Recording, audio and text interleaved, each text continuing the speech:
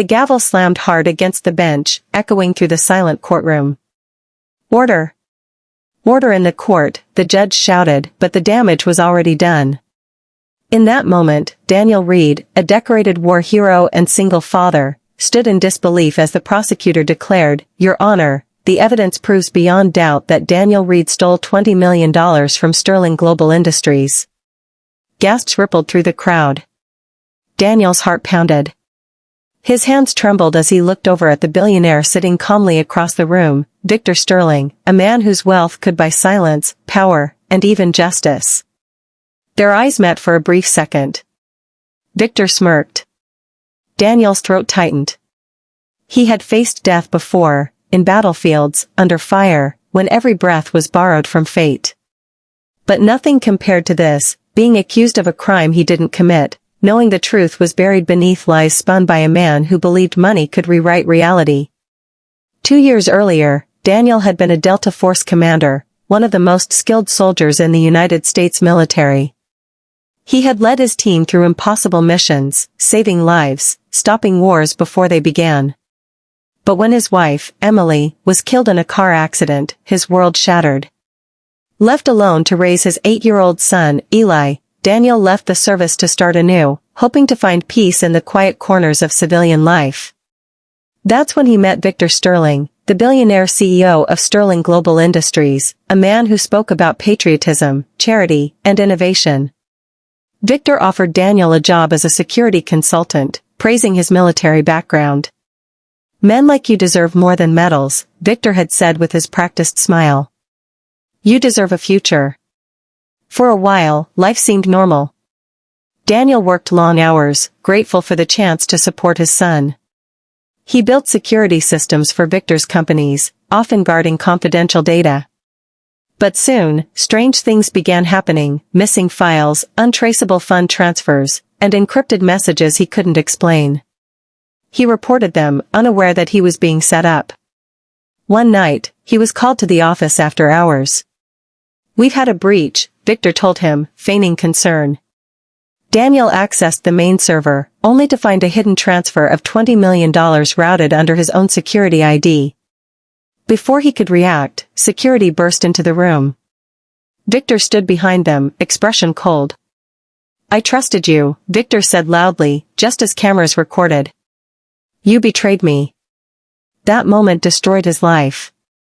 Within days, Daniel was arrested.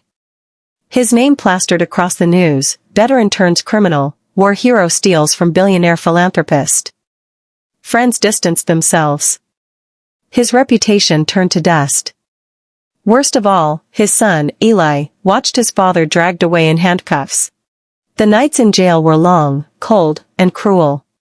Daniel often stared at the ceiling, whispering to himself, "You survived worse, you'll survive this." But doubt crept in.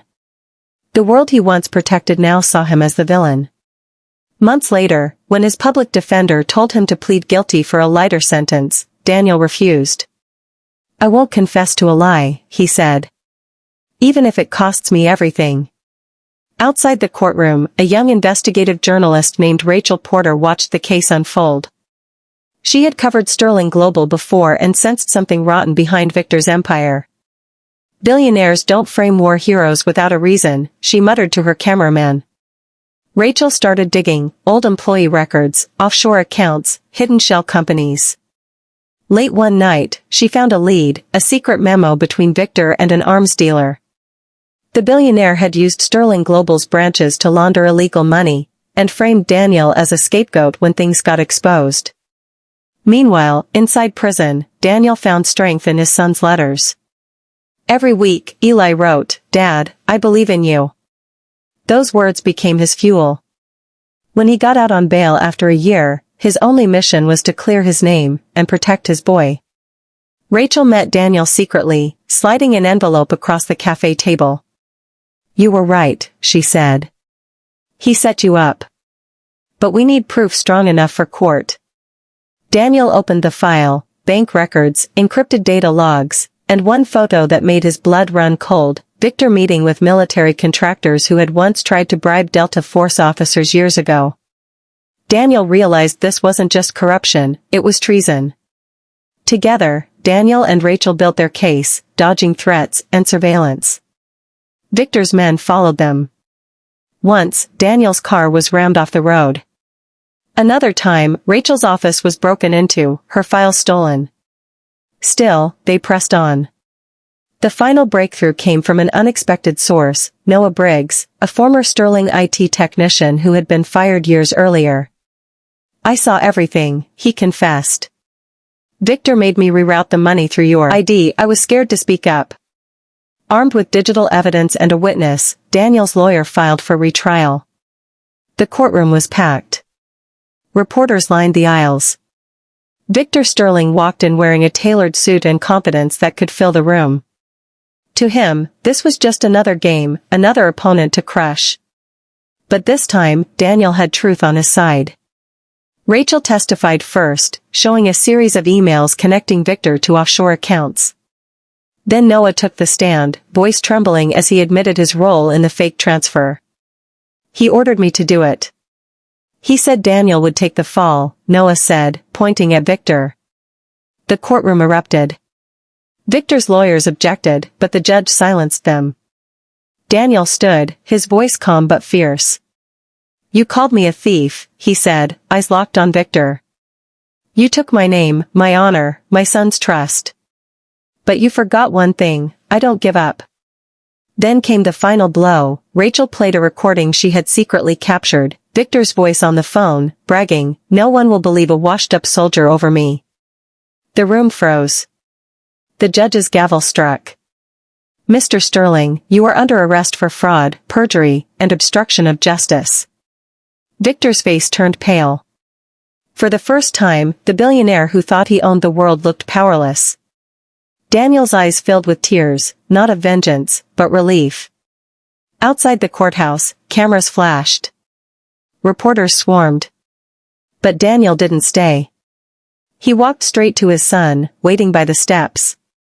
Eli ran into his arms, crying, "You did it, Dad." Daniel hugged him tightly. "No, son," he whispered. "We did it." Months later, Victor Sterling's empire crumbled. The truth about his corruption spread worldwide. Meanwhile, Daniel returned to helping veterans rebuild their lives. Rachel published her story, titled "The Billionaire and the Soldier, When Truth Fights Back." The article went viral, inspiring millions. Daniel became a symbol of courage, proof that integrity can outshine even the darkest lies. And one quiet evening, sitting on the porch with Eli watching the sunset, Daniel smiled. "You know, son," he said softly, "life will throw storms at you. But if you hold on to truth, no storm can break you." Eli smiled back. "Like you did, Dad?" Daniel nodded. "Exactly." The wind brushed gently across the field, carrying the sound of distant freedom, the kind that no billionaire could ever buy. Glowing star moral of the story. Truth may be buried by power, but it never dies. No lie can defeat a heart that stands for justice. Movie camera. Dear viewers, if this story touched your heart, please comment below what you think of Daniel's courage thought balloon. Don't forget to like, share, and subscribe to our channel Kindness Quest Globe, showing Europe, Africa, Red Heart, where we share stories that prove that kindness and truth always